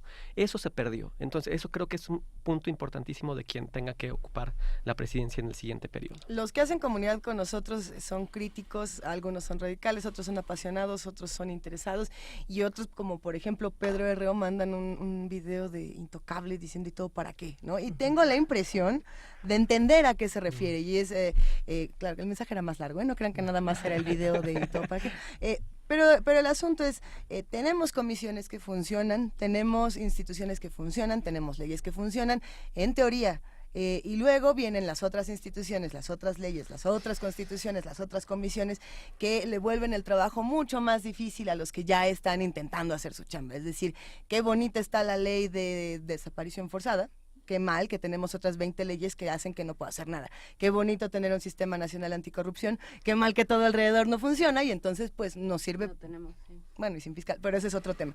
¿Qué pasa entonces con una comisión como esta? ¿Qué instituciones le sirven y cuáles no? ¿Está rodeada de qué? ¿Qué tan difícil va a ser su trabajo con tanta reconfiguración? Pensando que alrededor se tendrían que reconfigurar muchas otras cosas. ¿Qué podemos decir sobre esto? Que es Hilda? ahí justo los elementos en los que tenemos que reunir un trabajo colegiado. No es, pues también muy ególatra decir que desde la comisión se resuelve todo, desde la titularidad o desde el propio organismo. Tiene que ser un trabajo articulado donde hay que recuperar estos ojos territoriales que tiene la sociedad civil, los temas específicos, la experiencia de años de trabajar ciertos puntos focales de las organizaciones. Eso tiene que ser súper importante. El trabajo con el Consejo también. El Consejo tiene que pasar a ser recuperar esa voz ciudadana, esa voz crítica, esa voz fuerte que también ayuda a ese contrapeso o a esa cuña junto con a las autoridades del Estado y el trabajo cercano a las víctimas. Eso es ese equipo que no puede dejar de mirarse desde la comisión. Entonces, también la apuesta, y que fue una de las grandes preocupaciones de las organizaciones, es que todo esto se empezó a dejar a un lado y a trabajar pues desde un esquema muy institucional de la comisión, alejándose de estos actores que son fundamentales. Entonces, yo creo que ahí es una suerte de poder hacer esta articulación. Definitivamente sí hay instituciones que con las que se puede trabajar, con las que se tiene que trabajar, y es ir logrando esa articulación pues a través de una adecuada capacidad de gestión en la suma de todas las personas, no nada más pues de esta parte. Yo enfatizaría aquí enfatizaría, por ejemplo, organizaciones muy claras. Una que actualmente existe, que es el COPRED, ¿no? Si no puedes, tienes que ir de la mano de la no discriminación como un acto que básicamente lo que hace es poner en riesgo más la vulnerabilidad o de los derechos de las personas. Entonces yo creo que ahí hay fuerzas que se han dejado pasar de lo actual. Pero vayamos a lo que viene. Y cuando yo digo a lo que viene es al 2020, que es cuando cierra toda la armonización, institucionalización que está planteando la Constitución. Y ahí yo creo que hay que hacer un trabajo muy fuerte y además de restitución, digamos, de reconfiguración institucional con todos los organismos autónomos. Tenemos planteado en la Constitución el de planeación y prospectiva. Tenemos la Defensoría. Ojo con eso, muchas cosas. Acá, digamos, el arma de la comisión actual son las recomendaciones. Vamos a tener ahí que reconfigurar también qué va para recomendación, qué va para defensoría, y ahí va a estar. El otro es lo que se llama la Corte Constitucional, que aunque ahorita esa es de las que está en controversia constitucional en la Corte, plantea, por ejemplo, también el que haya defensores directos de derechos humanos y fiscales de derechos humanos en la ciudad. Y tenemos el de transparencia, ya nada más para cerrar, porque de los otros dos no me acuerdo, pero bueno, está el electoral y eso, pero digamos, esos te van a dar una fuerza digamos, institucional enorme, en donde la comisión tiene que estar otra vez, como decimos, abierta exactamente a los consensos, a los colegiados, al diálogo y a la suma. Es que es el tejido fino lo que está en cuestión, esta parte de distinción donde no haya duplicidad de funciones, sino transversalidad. Y justamente Perla Gómez, una de las cosas que acusaba a varias organizaciones de la sociedad civil, a varias ONGs, es que no las dejaba lucrar, ¿no? Hay un tema que desde la Secretaría de Clara Hussitman en 97 se discutió, que era el papel de la Junta de Asistencia Privada en esta parte en la que financia a muchos grupos vulnerables, sobre todo en el tema de educación, de discapacidad, esta parte que es muy importante, la gente que está en sillas de ruedas, que necesita atención hospitalaria y que no tiene acceso a la salud porque nunca ha laborado y porque desde su nacimiento está en una situación vulnerable. ¿Cómo resolver esta parte? O sea, la Comisión, por supuesto, no hace negocios pero hay organizaciones que tienen que sobrevivir con un patrimonio propio y que su relación con la Junta lo permite. ¿Cómo funciona esto? A ver, bueno, primero en general por el tema de lucrar o no lucrar. Muchas de las organizaciones de la sociedad civil, al menos de las que fueron señaladas o apartadas por parte de la actual administración, son organizaciones que en la defensa cotidiana de los casos no está pidiendo justamente un pago ni a las víctimas, ¿no?, ni un proceso en donde haya un reembolso por parte de sus servicios, sino es a partir de recursos que van obteniendo a partir de fundaciones u otro tipo de donativos, justamente para hacer este tipo de trabajo. Ninguna persona o institución, al menos que yo conozca de estas, está generando una riqueza por su trabajo. Están digamos, percibiendo un salario justo como cualquier otra persona, ¿no? Pero además no proviniendo o digamos, aprovechándose de los casos que defienden. Y eso es históricamente, si uno revisa casos que se llevan a nivel Comisión de Derechos Humanos de la ciudad, de la CNDH, organismos internacionales, en tribunales, eso uno puede rastrear. Lo que sí ha sucedido y que coincide lamentablemente en una época en donde empezó a haber voces diciendo hay organizaciones de la sociedad civil que se enriquecen, ¿no? Que reciben dineros de fundaciones y ganan millones, o que estos sistemas de atención a víctimas tienen fondos y entonces lo único que lo hacen es para obtener los fondos de atención a víctimas, es una respuesta desde la institucionalidad, ¿no? Desde los aparatos principalmente del gobierno, en donde ¿cómo hago para que esa voz, ¿no? Esto que le molestaba a Perlo, ¿no? Es decir, es que salen mucho. Lo que tienen las comisiones públicas y las organizaciones de la sociedad civil es su voz y su prestigio. Entonces salen, dicen las cosas, entonces ¿cómo hago para que esa voz que se escucha, que retumba por todos lados y me incomoda porque me deja ver lo mal que hago, ¿no? ¿Cómo hago para desprestigiarlos? Entonces lo hago diciendo pues que se enriquecen con esto. Entonces creo que eso de que las organizaciones se enriquecen, pues habría que irlo borrando un poco del panorama. No quiere decir que no tengan eventualmente que cuando reciben recursos públicos haber mecanismos de transparencia y rendición de cuentas, porque también pueden suceder casos como esta organización de Provida en su momento, que pues a partir de un análisis de Fundar, pues se descubrió que los recursos destinados a la atención de salud reproductiva de las mujeres, pues fue desviado para otras cosas, ¿no? Digamos, pero creo que hay que poner las cosas Algunos nos acordamos para cuáles, pero exacto, bueno. pero hay que poner en su justa dimensión esto del enriquecimiento. Y yo quería nada más comentar un punto de las intervenciones pasadas. Cuando se habla de para qué, ¿no? Y todo para qué, ¿no?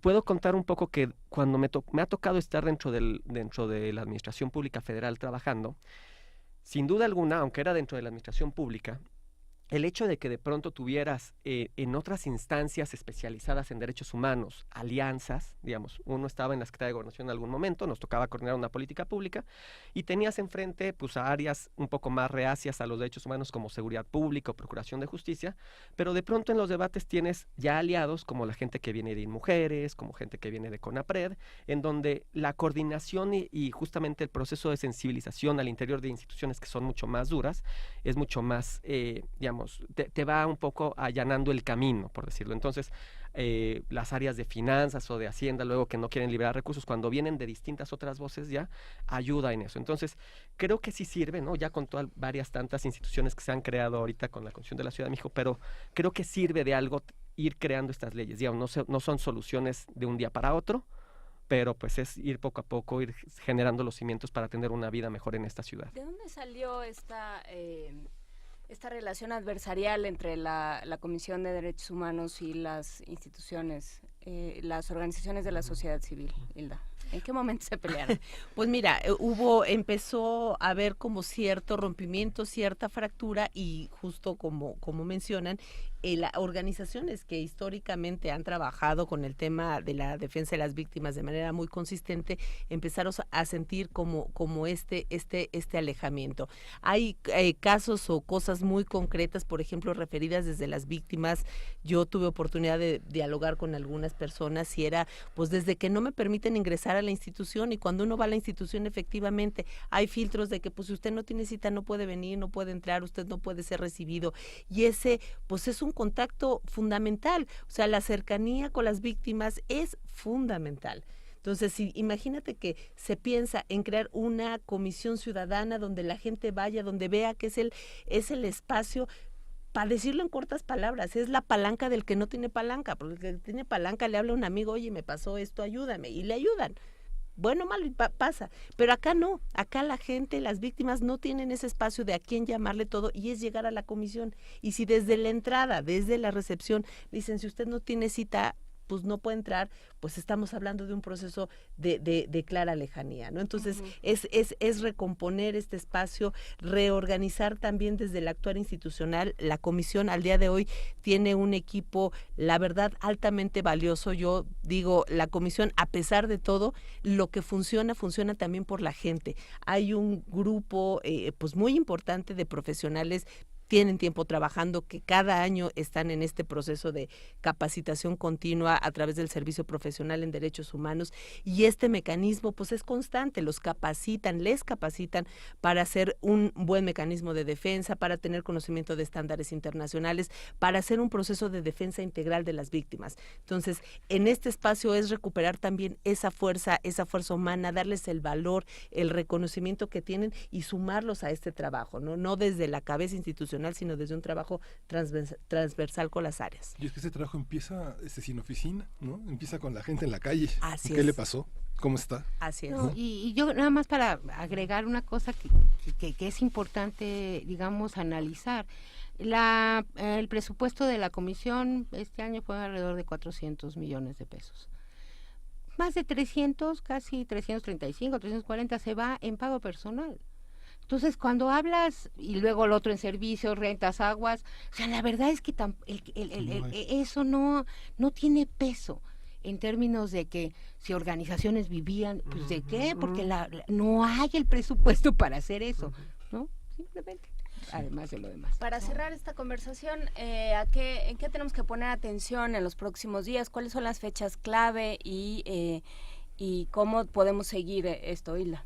En términos de la convocatoria, expresamente se señala que a más tardar el 27 de octubre tendría que estar listo un dictamen con una persona candidata, eventualmente para el día 31, que ya es martes 31, que es la reunión de pleno, poder ser votado. Pero bueno, pues este mecanismo puede pasar por una serie de otras cosas, como suspenderse, iniciarse el propio viernes 27, suspenderse y alargarlo un poco más, en fin, pues nada más sí hay que estar pues atentas y atentos a estas fechas, estos procesos. La gestión del actual titular concluiría en este primer periodo el día 31 de octubre. Entonces, bueno, pues ahí hay que estar pendientes y todo pues estará entre el viernes 27 y el martes 31 para checar. Pues lo estaremos revisando y platicaremos sobre estos temas. Muchísimas gracias a los tres. Nacheli Ramírez, defensora de derechos humanos, candidata a presidir la Comisión del Distrito Federal.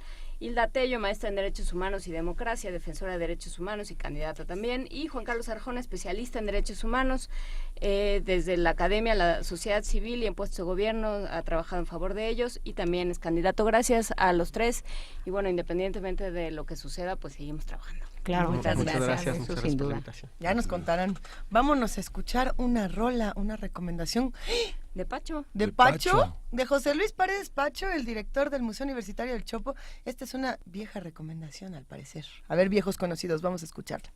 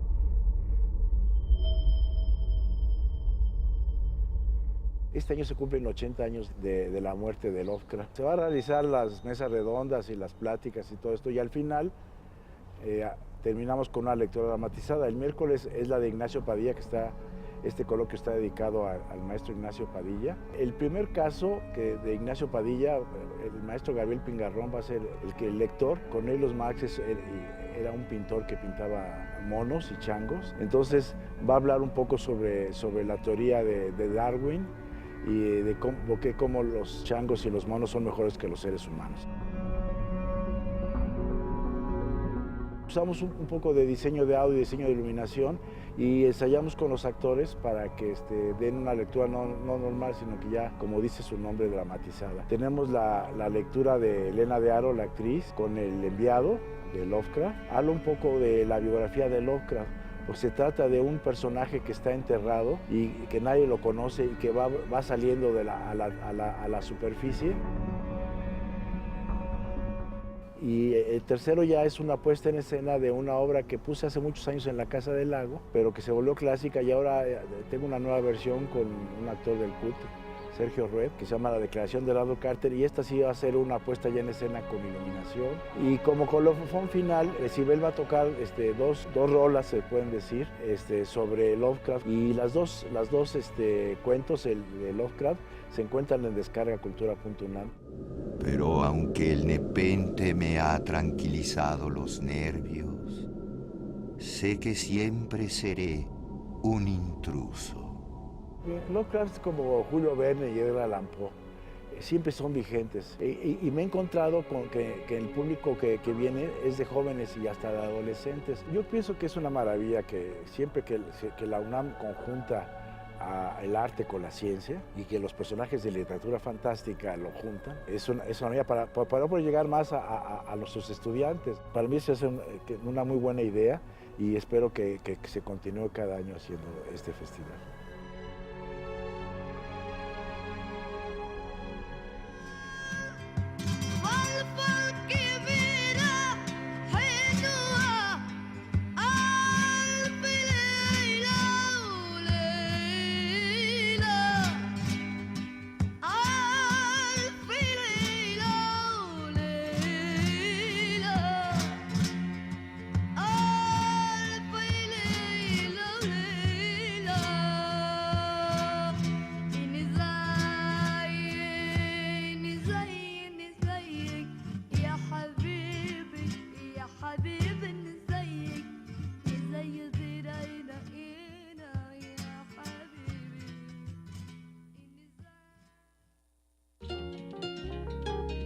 Primer movimiento.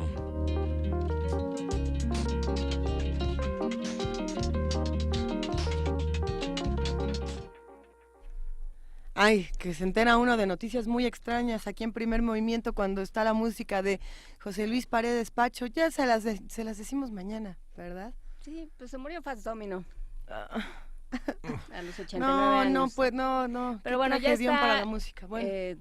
Pues bueno, hay de todo, Lucía. Sí, a ver, mañana le dedicamos una pieza musical, porque tenemos hoy que platicar de algo que les va a encantar, la presentación de la orquesta 24 Cuadros.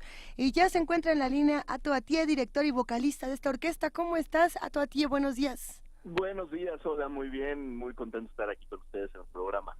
Siempre nos alegra cuando podemos platicar contigo, y más cuando se avecinan presentaciones tan sabrosas como la del día de mañana. Cuéntanoslo todo, por favor.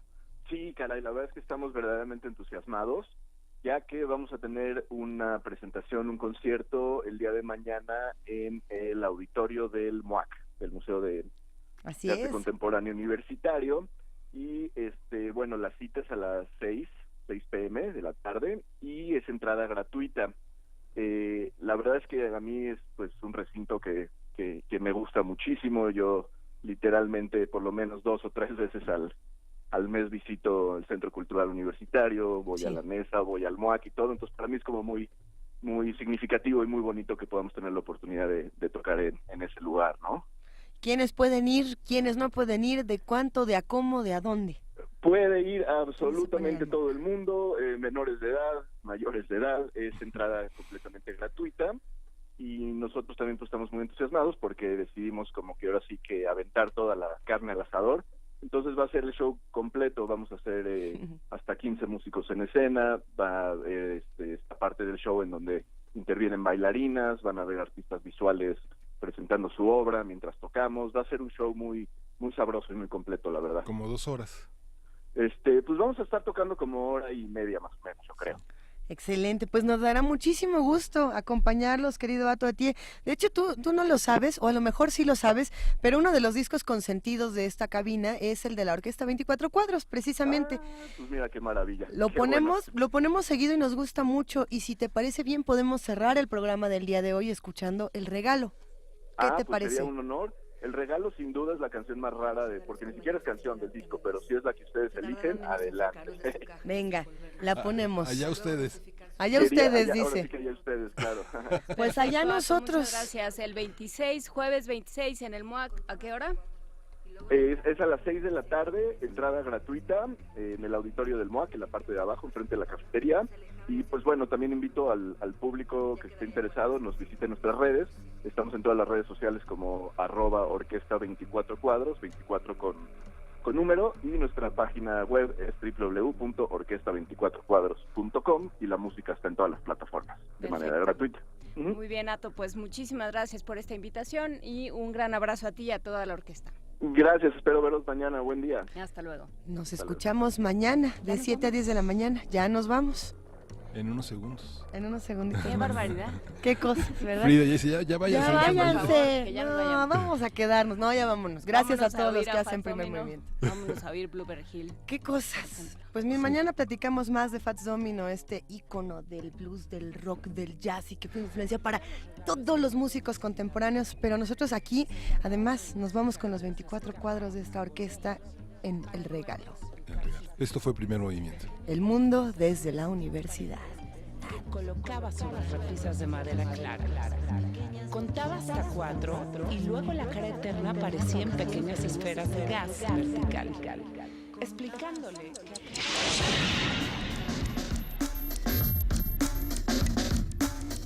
Radio UNAM presentó Primer Movimiento. El mundo desde la universidad.